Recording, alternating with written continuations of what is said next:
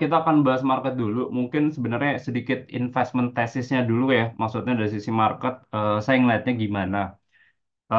Ya selalu ingat teman-teman bahwa kalau misalnya nanti di awal bulan kan saya ada bikin kayak strategi report ya. Strategi report itu tuh sebenarnya ngasih gambaran gitu. Maksudnya kira-kira buat pasar 1 bulan ke depan tuh geraknya akan seperti apa ya. Dan kira-kira apa yang ibaratnya kayak kejadian nge-review 1 bulan ke belakang. Nanti kita akan bahas nanti di sesi monthly outlook ya, di monthly outlook. Cuman masih sedikit gambaran ya bahwa kalau ngomongin pasar sekarang, yang orang tuh jadi agak worried sebenarnya cuma satu sih. Ternyata kayaknya si bank sentral di dunia itu nggak akan seagresif ekspektasi awal gitu ya. Jadi kalau kita lihat kemarin kan sebenarnya si The Fed bilang kayaknya bisa pangkas 2 kali gitu ya. Nah, cuman kalau kita lihat secara probability, ini sebenarnya lumayan rendah dan turun gitu. Maksudnya kalau kita lihat potensi suku bunganya dipangkas di Maret, itu udah turun sampai ke 30-40%, dulu 70. Di Mei masih 50-50 ya, probability-nya 58%. Jadi kayaknya most likely akan kejadian di second half. Di second half yang menurut kita tuh harusnya secara chance, secara probability harusnya lebih gede. Nah, cuman pertanyaannya juga kayak berapa kali gitu ya pemangkasannya.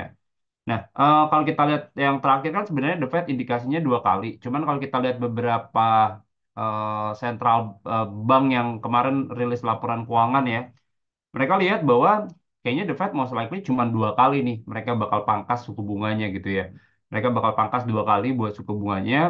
Plus kalau kita lihat juga kenapa kok ternyata nggak seagresif itu ya. Nah kan selalu ingat ya bahwa eh, kebijakan moneter yang longgar itu kan tujuannya sebenarnya kan buat dorong perekonomian gitu ya. Kalau misalnya ekonominya nggak bagus, jatuh, kasihlah kebijakan ekonomi yang longgar gitu ya. Maksudnya suku bunganya dipangkas, harapannya bisa dorong si uang beredar ini ya. Uang beredar ini bisa translasi ke peningkatan daya beli, konsumsi, investasi, dan lain-lain. Nah, cuman so far kalau kita lihat itu datanya sebenarnya lumayan bagus gitu. Maksudnya so far lumayan bagus kalau kita lihat kayak contohnya di Amerika, kuartal ketiga kemarin growth-nya masih lebih bagus dibandingkan sama ekspektasinya. Tingkat penganggurannya lumayan stabil. Jadi nggak ada kelihatan yang kayak drop gitu ya, ekonominya tuh langsung kayak hard landing. Karena kan dulu sempat orang masukin skenario si hard landing ini terhadap ke perekonomian. Cuman kalau kita lihat sih posisinya sekarang harusnya sih kuat ya. Makanya kalau kita lihat eh, pas meeting kan kemarin kan minggu lalu ada meetingnya The Fed ya di Selasa sama Rabu. Di hari Rabunya si bosnya The Fed itu si Jerome Powell bilang kayaknya unlikely deh, high unlikely. Jadi maksudnya kayak kemungkinan besar ya kita akan melakukan pemangkasan bunga dalam jangka waktu pendek ini. Nah, high unlikely itu yang sebenarnya bikin ternyata nggak seagresif itu tuh. Makanya kalau kita lihat mungkin marketnya nggak kemana-mana ya. Kalau kita lihat di Januari itu marketnya bahkan kalau kita cek secara bulanan itu koreksi.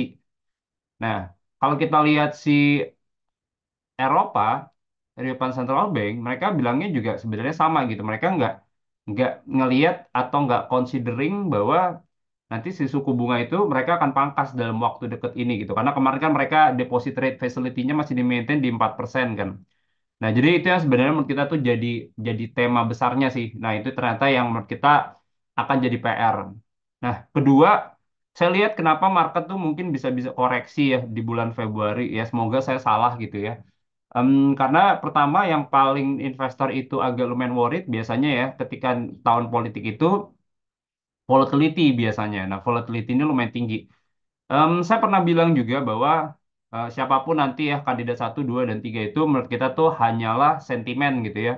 Nggak akan ada ibaratnya, oh ternyata misalnya kalau kandidat ini yang menang, marketnya bakal kayak koreksi dalam menurut kita secara fundamental long term harusnya enggak gitu. Karena kelihatan beberapa election di beberapa negara yang ibaratnya ketika misalnya eh, investor atau ibaratnya kandidat yang dipilih ini mungkin ternyata nggak terlalu pro bisnis, nggak terlalu pro market, banyak kontroversi, cuman saham itu masih bisa tetap naik aja gitu. Kalau seandainya ternyata si kandidat ini mampu membuktikan kayak performanya dia. Jadi at the end sih sebenarnya balik ke fundamental masing-masing ya. Maksudnya apakah si presiden ini mampu delivery, mereka punya kayak fundamental ke perekonomiannya. Jadi itu sih. Jadi saya nggak ngelihat ibaratnya 1, 2, dan 3 ini sebenarnya akan jadi fundamental yang negatif ya secara struktural. Cuman sentimen tetap ada gitu ya, sentimennya tuh tetap ada. Pasti ibaratnya yang bikin tuh volatility-nya tuh bakal bakal tinggi gitu ya. Volatility-nya tuh bakal bakal lumayan tinggi. Cuma sebenarnya sedikit kasih gambaran gitu ya bahwa kalau saya sih sebenarnya kan kalau ngelihat yang kandidat ini kan satu yang pernah kita kalau saya ngelihatnya saya nggak mau terlalu banyak politiknya cuman kalau dari saya sih ngelihatnya bahwa kandidat yang sebenarnya investor suka itu biasanya kandidat yang sebenarnya harusnya melanjutkan means sebenarnya kebijakan fiskal yang dilakukan itu kan dalam 10 tahun terakhir itu kan lebih ke arah produktif. Nah, harapan saya sih sebenarnya juga kebijakan fiskal kita nggak terlalu konsumtif ya. Jadi kalau seandainya terlalu konsumtif, biasanya investor nggak terlalu suka gitu karena akan ada risiko dari sisi fiskal. Konsumtifnya ibaratnya kayak besar gitu ya, defisit mungkin bisa makin besar. Nah, itu translasi ke utang makin tinggi kan. Nah, jadi itu sih sebenarnya harapannya adalah tetap arah fiskalnya itu produktif. Nah, jadi seperti itu sih ngasih gambaran ya. Oke, ini kita langsung dari newsnya aja ya.